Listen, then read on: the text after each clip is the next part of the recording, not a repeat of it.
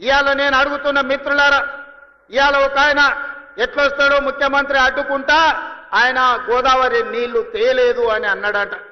నేను ఆయనకు చెప్పదలుచుకుని పక్కనే కూతవేటు దూరం ఉంది, ఈ పక్కనే ఉన్నాడు. ఆయన ఉన్నది 3 అడుగులు, ఆయన 6 అడుగులు ఎత్తే కూర్చున్నాడట ముఖ్యమంత్రిని అడ్డుకుంటా అని. 3 అడుగులు ఆయనకు నేను ఒక మాట చెప్పదలుచుకున్నా. 3 రోజులు అవకాశం ఇస్తే గోదావరి జలాలు తుంగతుర్తి నియోజకవర్గానికి తెస్తా అని ఆయన పేపర్ల ప్రకటన చూసిన. 3 రోజులు కాదు, 10 ఏళ్లు మీకు అవకాశం ఇచ్చిండు. ఎందుకు దేవాదుల నుంచి తుంగతుర్తికి నీళ్లు తీసుకురావలేదు?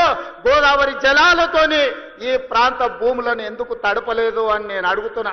అందుకే ఆయనకు చెప్పదలుచుకున్నా, అయ్యా గ్లాసులో సోడా పోసినట్టు కాదు గోదావరి జలాలు తుంగతుర్తికి తేవడం అంటే.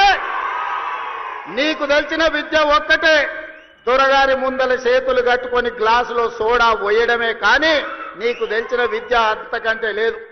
నీ ఊరు మండలం చేసుకున్నావు, మండల ఆఫీస్ అన్న తెచ్చుకున్నావా? ఎంఆర్ఓ ఆఫీస్ అన్న తెచ్చుకున్నావా?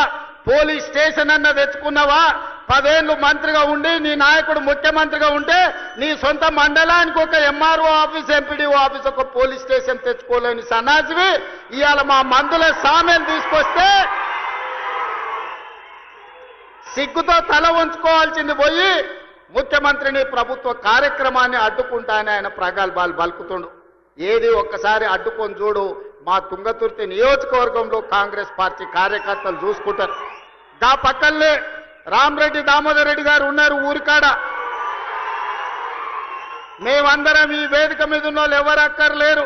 మా దామన్న ఒక్కడు జాడు ఈ నియోజకవర్గంలో కూర్చుంటే అడ్డుకునేటోళ్ళు ఎవరో, అడ్డం పడేటోళ్ళు ఎవరో, వాళ్ళ కథ ఏందో, వాళ్ళ కమామీస్ ఏందో దామన్ననే తేల్చగలడు. ఇవన్నీ నేను మాట్లాడగలను, కానీ ఇది అధికార కార్యక్రమం కాబట్టి ఎక్కువ తక్కువ నేను ఇంకా చెప్పదలుచుకోలేదు.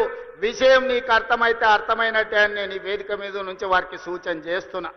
అందుకే మిత్రులారా, ఇవాళ తెలంగాణ రాష్ట్రంలో మీరు ఆలోచన చేయండి. 10 సంవత్సరాలు పరిపాలన చేసిండ్రు. ఏనాడైనా పేదవాడికి రేషన్ కార్డు ఇవ్వాలన్న ఆలోచన వచ్చిందా?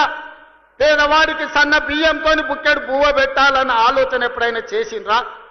ఇవాళ 10 ఏళ్లలో మీరు ఇవ్వని రేషన్ కార్డు, లక్షల కొద్ది రేషన్ కార్డు మేము ఇస్తున్నాం.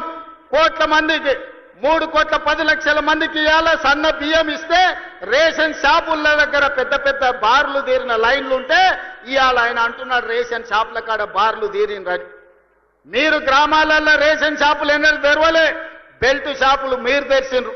10 ఏళ్ల తర్వాత రేషన్ షాపులు తెరిచి సన్న బియ్యం ఇస్తుంటే ప్రతి పేదవాడు పెద్దవాడు రేషన్ షాపులో సన్న బియ్యం తీసుకోవాలని లైన్లో నిలబడి ఇవాళ లక్షలాది మంది, కోట్లాది మంది సన్న బియ్యం తీసుకొని బుక్కడు బువ్వ తింటుంటే మీ కళ్ళల్లో నిప్పులు పోసుకుంటున్నారు.